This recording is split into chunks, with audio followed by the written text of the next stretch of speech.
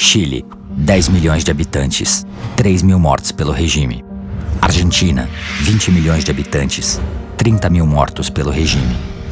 Brasil, 90 milhões de habitantes, menos de 400 mortes. Dita branda, foi o que houve no Brasil?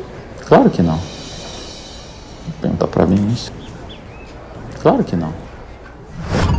O Brasil teve uma dita branda? Branda, adjetivo feminino singular, significa pouca intensidade, falta de rigidez, antônimo de dura.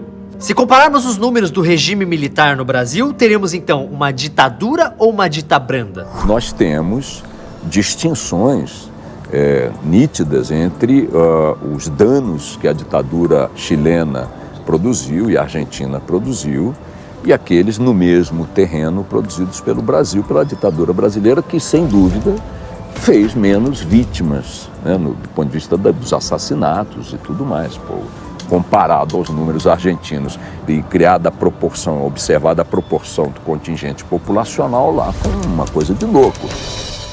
A nossa ditadura não foi tão sangrenta quanto a de Argentina e Chile, ou mesmo a paraguaia. E é verdade, a nossa ditadura não foi tão sangrenta quanto a de Chile, Paraguai e Argentina. A gente não teve voos da morte, a gente não teve Pinochet, a gente não teve Stroessner. É difícil achar uma ditadura militar que tenha matado menos que a brasileira.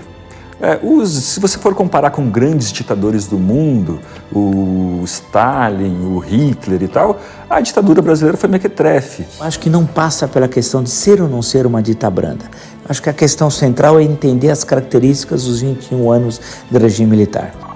64 a 68 não é possível chamar de ditadura o momento que você tem os festivais de música popular, como tivemos, com músicas conclamando até a luta armada como Caminhando, né, do Geraldo Vandré. Quando você tem o espaço para o cinema que nós tivemos na época, para o teatro, sempre crítico. Quando você tem um número de livros publicados, uma enorme efervescência cultural, crítica, polêmica.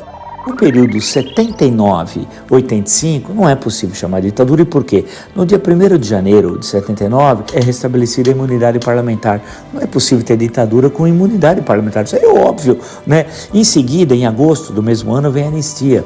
Essa anistia aos presos políticos, banidos, caçados, exilados, trouxe ao Brasil milhares de perseguidos pelo regime militar e que tiveram vida normal, vida plena aqui. Você não pode chamar isso de ditadura quando as eleições de 82, nos principais estados da federação, São Paulo, Minas e Rio, ganhou a oposição. E não só como ganhou, como levou. Franco Montoro em São Paulo, Tancredo Neves em Minas Gerais e Leonel Brizola no Rio de Janeiro. E lembrar que o Brizola era considerado pelos militares o seu grande adversário e tal. Por outro lado, 68, 78, durante a vigência do Acional Mucim, aí você pode chamar de ditadura que o poder que foi dado ao presidente da República era enorme, de caçar mandatos, em relação aos habeas corpus, fim da imunidade parlamentar, etc, etc. Assista mais trechos de Guia Politicamente Incorreto aqui no YouTube do History. Veja alguns vídeos que sugerimos para você.